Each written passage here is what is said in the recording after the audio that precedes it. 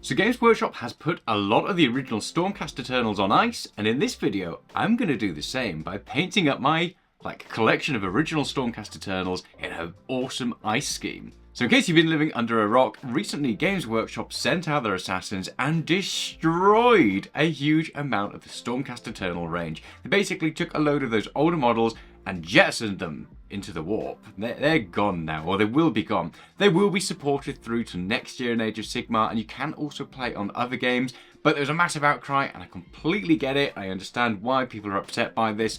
But instead of making a really Games Workshop sucks type video and going down that negative route, I thought I'd do something a little bit different and put a more fun and positive spin on it. And that's why I'm going to take all of those original collections I've got and turn them into Icecast. Now, I've got a few boxes that I picked up when I first got back in the hobby.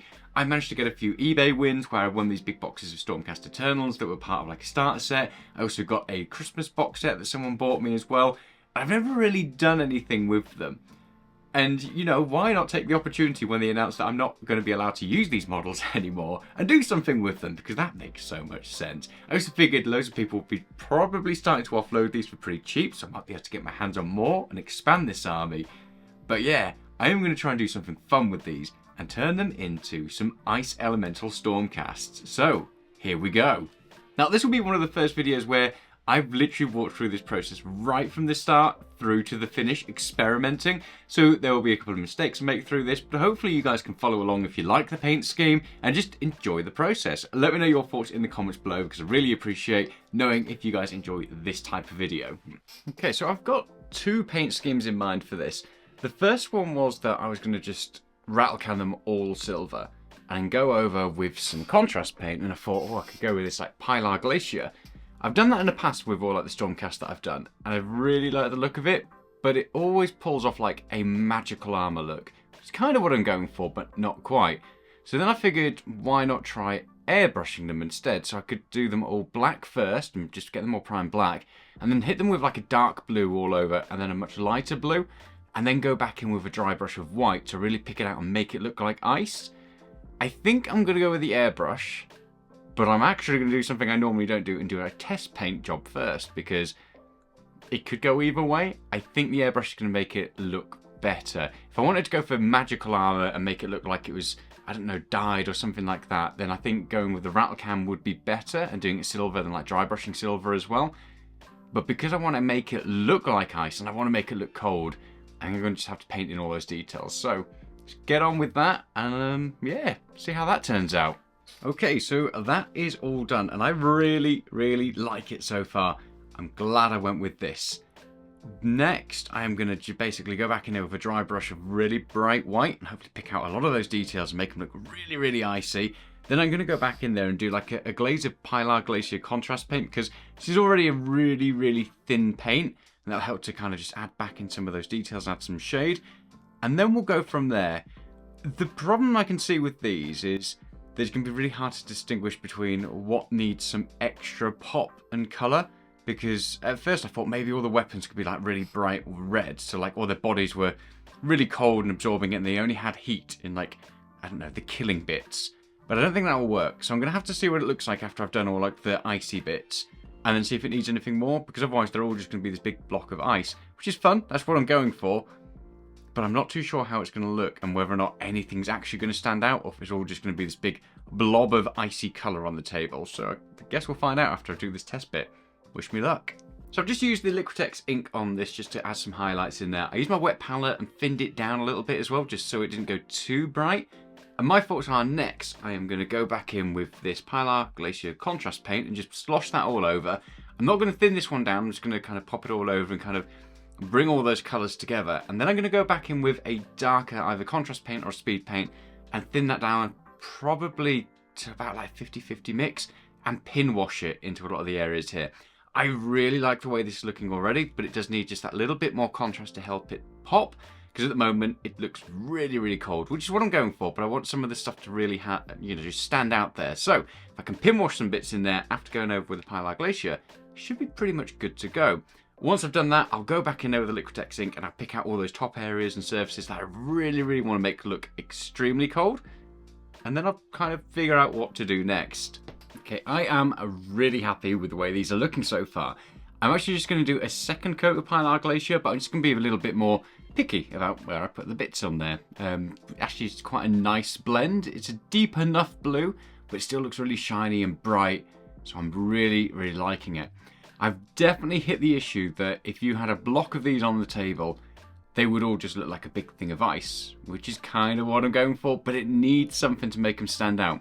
I toyed between two options. My first one was red, and I thought maybe like really hot, bright weapons and like all the runes and stuff they've got on there, make them really nice and bright red.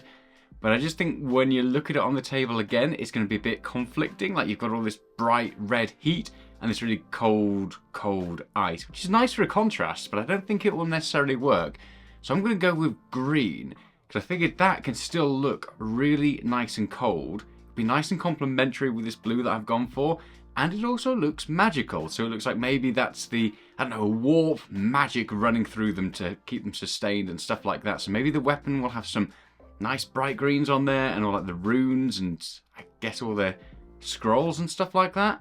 We'll see. It might ruin it, but that's why I'm doing this test paint, because, you know, hopefully that helps me to figure it out. So let's get on to the next bits. So for the green, literally I am just going to use a nice like oil wash and like pin drop it into all the bits that I want to be really nice bright green. And I'm going to be using white for this. And I figure that way I can really make some really cold bits in there. So some bits that I just want to, like two birds, one stone, I get some really nice white ice in there. But then the bits that I want to be green as well, it gets this nice base for me to use. Then I'm going to go over to my airbrush and I'm going to gradually build up the layers. So that way it looks like that green is really bright, but also glowing on some of those areas. And it gives it a bit more magical look. I don't know if I'm going to be able to pull this off, but we're going to find out. Okay, so I am really happy with how this has turned out. The green, so I used plasmatic bolt over the white oil that I'd used. It's come out quite nicely. It's not too bright and it's not too contrasty. It's just a really nice like complementary colour in there that adds just a pop of something different to these bits that are maybe like mystical and magical. I know it's an Iceman walking in ice armor, so it's already mystical and magical already, but it just adds a little bit something extra. Whilst the oil was waiting to dry, I decided I was going to try something different because I want them to be so icy. I wanted to give them some icicles, and then I thought I need to do something for the base, but I'll leave the bases until like later and I'll print some stuff off for it. But I wanted like ice hanging off his armor and his weapons, and this I kind of experimented. I had some like cooking grease paper when I've been doing some terrain lately, and it's on my desk. And I've got my glue gun from all the terrain stuff I've been doing. So I thought, why not try and use the glue gun and see if I can get some like icicles.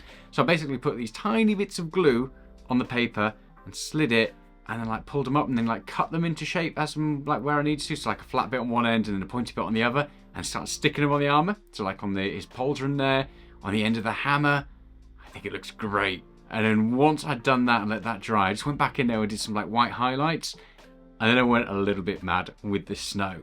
Now for this snow, I use like the Army Painter snow battlefield effect. And when you first look at it, it just looks like dandruff in a box or a bag, depending on how you're getting it. To get it looking good, in my opinion, you have to use some watered down PVA and mix that into it. But then because you want it to look glossy as well and like icy, use some gloss varnish, mix that into it, and I get a paintbrush and dab it on. Now, normally less is more, but this is an Iceman, and I want him to look like this army is basically hidden away in all these big like snow drifts, and they've all just all of a sudden come to life and marched out of it. So I just put it all over him, all over the base, and I like it. There's not too much like difficulty with this. It's really easy to pull off. So now I'm going to gloss varnish it, and that way it'll give it a really nice icy pop, and then I'll paint the rest of them. So here we go. Here's a montage, I guess, of me painting. Okay, so they are all done, and this might be my fastest and easiest paint scheme, but I think it looks awesome. I made a couple of changes, and I'll quickly go through those as well in case you want to try and replicate this. So the first change that I did was at the airbrushing stage. So originally I hit it with the two blues, but I hit it with a lot of that high blue. Now I didn't. Left most of the base colour in there, and I gave each of them just a tiny bit of a blitz with the airbrush when it came onto the ionic blue, which is like the highlight stage. The reason I did this is it adds more contrast, and I think it looks so much better when there's a lot more of that deep dark blue still on there. Granted, you get some of that back in when you glaze back over with the contrast paint, but not quite enough. So I just went sparingly with that highlight stage. I think it works so much better. The next thing I did, because I wanted some more detail on there, because there was just so much blue and green and everything, is I did add a couple more colours. And I say colours very sparingly here. I used Null Oil, basically. So like the shafts of all the weapons, I added just a little bit of Null Oil on there, because that tints the blue instead, and it makes it look like that's the original colour, but with loads of ice over it, and I think it came out pretty nicely. It doesn't overpower it. And my concern here was, if I did like a brown shaft, or added some real deep colour in there, it would then really stand out, and you just look at the model and go, okay, why is that bit painted but nothing else is? But tinting it with Null Oil seemed to work pretty nicely. I also did the face as well, so some of these have their faces exposed, which suddenly had a question of, what do I do with that? For skin on this, I decided to mix just my normal flesh tone with the contrast paint, so with the Pilar Glacier, because I figured this is going down pretty much all over the model, and it's just a consistent theme. Mix this in with the pink, it worked really nicely. It made this really nice, pale and cold flesh tone that I was able to build up from. And then when it came to the hair, I just did it white, because originally I tried going for like black, and that just didn't make sense. So really white, bright white hair, which is really difficult to say, mixing this in with the flesh tone, and then just gradually building that up. That worked really nicely. The other big change that I did was with the highlight stage. So after getting them off the airbrush, I didn't do the highlight stage. I just dry brushed them all with that white, and then moved on to the glazing with the contrast paint. And that seems to work out nice.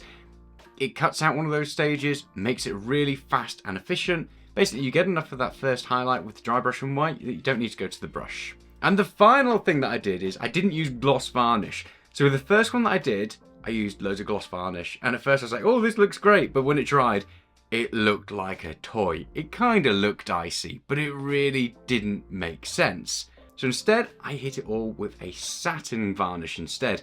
And this looks so much better. Satin varnish is my usual go-to, and it gives just the right mix on these of glossy, but also matte as well. It's just a really nice go-between. I use the Army Painter satin varnish through my airbrush. Works really nicely, and it's done a lovely balance on these. They look icy, they look dark, and I'm really happy with them. So now, over to the grand reveal with me waffling on a little bit. Here they are. So whilst they are on the turntable, let me know, should I continue with this theme? I am really happy with how they've turned out, and they're really easy to do. Literally, I did the whole bunch of these in a couple of hours. It's a really easy paint scheme to do. It's nice. I think it looks pretty thematic, and I'm not too sure, do I continue doing more and more ice Stormcast, or do I do a different thing? My headcanon is that obviously these are elemental, they've all been entrapped by the evil or misguided Ice Queen, and they're basically becoming her soldiers. So should I do some more ones, like have some grass ones, or should I do some, like have some fire ones, and just have a whole mix of them, and they all basically come together to fight the forces of whoever the hell they want to fight? My thoughts are, these will probably be going for pretty cheap on eBay as well. I already have a whole bunch of them in the garage, which I can dig out and put together, but I would imagine a lot of people are starting to offload these now because they feel as though they're not allowed to use them anymore. They can paint them up in different paint schemes, they can play with different just game rules, they can play, Age of Sigmar as well. It's all still going to continue to be supported, but I get the fact that a lot of people out there will be going, well, I can't use them anymore, so I may as well offload them. If they are, well, I'll happily take them off people's hands and expand this army because I really like it. I should probably do some terrain to go with this, but I've already got my fantasy board build that is like halfway through at the moment and will be coming in a future video, I promise. So, stay tuned for that one.